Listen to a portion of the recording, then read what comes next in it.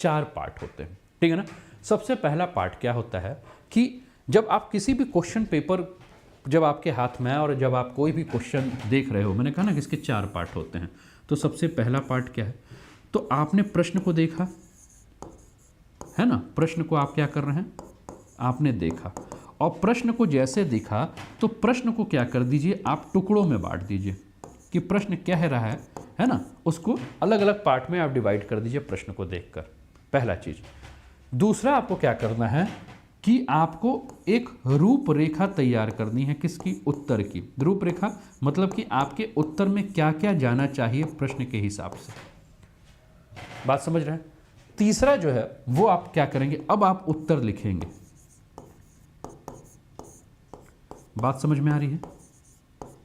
और चौथा पार्ट अगर हम बात करें तो चौथे पार्ट में क्या करेंगे कि आप अपने उत्तर को जो है वो आकर्षक बनाएंगे, मतलब उत्तर में जो है वो तथ्यों को या जो भी आपसे प्रश्न पूछ रहा है उस प्रश्न के हिसाब से जो है वो आप उत्तर लिखोगे।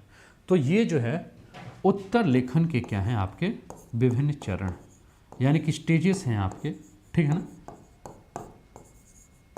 आंसर राइटिंग के। बात समझ में आ रही, बहुत बेसिक सी जो बातें हैं जो मैं आपके सामने कर रहा हूँ, ठीक है ना, इसको देख रहे हैं। सबसे पहले जैसे आपको क्वेश्चन मिले तो आप क्वेश्चन को पहले 2 बार 3 बार 4 बार 5 बार पढ़िए, सबसे पहले आप उसको तोड़िए, ठीक है ना, प्रश्न को। फिर उसके बाद एक अपना रोड मैप तैयार कीजिए कि इस उत्तर में मुझे क्या क्या लिखना है। फिर उसके बाद आप उत्तर को लिखिए और उसके बाद उत्तर देखिए कि आपका उत्तर जो लिख रहे हैं वो कितना आकर्षक है, इस पर आपको ध्यान रखने की आवश्यकता है, ठीक है ना। तो अगर हम सबसे पहले पार्ट के बारे में बात कर रहे हैं कि प्रश्न को हम क्या करें, तो जैसे कि मान लीजिए कि आपके पास प्रश्न आ रहा है, बहुत सारे स्टूडेंट क्या होते हैं कि प्रश्न देखते हैं और तुरंत लिखना शुरू कर देते हैं, ये बहुत गलत है दोस्तों। सबसे पहले जब आपके पास प्रश्न आए तो आप क्या कीजिए, उसको टुकड़ों में बांटिए, ठीक है ना। और उत्तर लेखन प्रक्रिया का जो सबसे पहला चरण है ये यही है, ठीक है ना। क्योंकि होता क्या है कि कई बार बहुत सारे उम्मीदवार, बहुत सारे स्टूडेंट ऐसे होते हैं, बहुत सारे एस्पिरेंट्स ऐसे होते हैं कि वो केवल प्रश्न का मुखड़ा पढ़कर उत्तर लिखना शुरू कर देते हैं, वो समझ ही नहीं पाते हैं कि प्रश्न पूछा क्या है। और प्रश्न को अगर आप समझ नहीं पाएंगे तो आप जवाब कहाँ से अच्छे से दे पाएंगे। जैसे उसके अंदर बहुत सारे प्रश्न के अंदर भी प्रश्न छुपे होते हैं, उस चीज़ को आपको ध्यान रखना है, ठीक है ना। और मैक्सिमम स्टूडेंट्स के मेंस में अच्छे मार्क्स इसलिए नहीं आते हैं क्योंकि वो प्रश्न के अंदर के प्रश्न को नहीं समझते हैं, और प्रश्न के अंदर के जब प्रश्न को नहीं समझते हैं तो गलतियां होंगी। जब आप किसी चीज़ को समझोगे नहीं तो आप लिखोगे कैसे। तो हमेशा प्रश्न जब आप पढ़ रहे हो तो आपको ये ध्यान रखना है कि जो एग्जामिनर है वो आपसे कहना क्या चाहता है, आपसे पूछना क्या चाहता है, और इसीलिए आपको किसी भी प्रश्न को 2 बार 3 बार 4 बार 5 बार पढ़ना होगा। और जब आप पढ़ोगे तो आपको ये समझ में आएगा कि अच्छा प्रश्न में पूछा ये गया, इसमें ये लिखना है और ये नहीं लिखना है, ठीक है ना। और जब तक, अब ये आपको कब समझ में आएगा, जब आप प्रैक्टिस करोगे, एग्जामिनेशन हॉल में पहुंचोगे तो आपको प्रश्न प्रश्न की तरह लगेगा, है ना। लेकिन जब आप प्रैक्टिस करोगे तब आपको समझ में आएगा कि अच्छा इस प्रश्न का जो है ये लिखना है और ये इसमें नहीं लिखना है।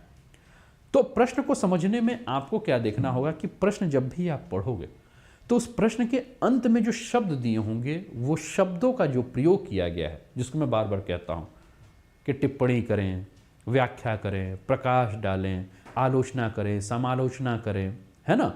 ये जो शब्द जो लास्ट में लिखे होते हैं उसको आपको ध्यान से देखना होगा कि पूछ क्या रहा है, ठीक है ना।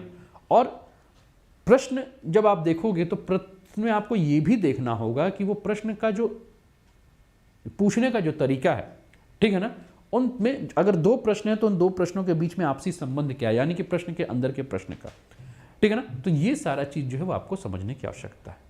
जैसे कि मैंने कहा कि व्याख्या करें, प्रकाश डालें, मूल्यांकन करें, निरीक्षण करें, समीक्षा करें, आलोचना करें, समालोचना करें, ऐसे शब्दों को आपको ध्यान रखने की आवश्यकता है कि ये है क्या, क्योंकि यही शब्द जो हैं वो आपके उत्तर का आधार तय करते हैं।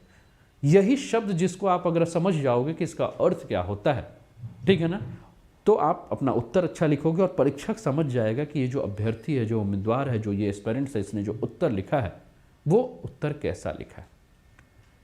और बहुत सारे परीक्षक जो हैं, ठीक है ना, कई बार इस चीज़ पर ध्यान नहीं देते हैं, लेकिन फिर भी आपको ध्यान देना है, ठीक है ना, कि इन्हीं शब्दों को जो है अपना आधार बना के हमें उत्तर लिखना है, क्योंकि हो सकता है एग्जामिनर इसी शब्दों को आधार बनाकर आपसे आपकी कॉपी को चेक करे, ठीक है ना। तो इसको समझने की जो है वो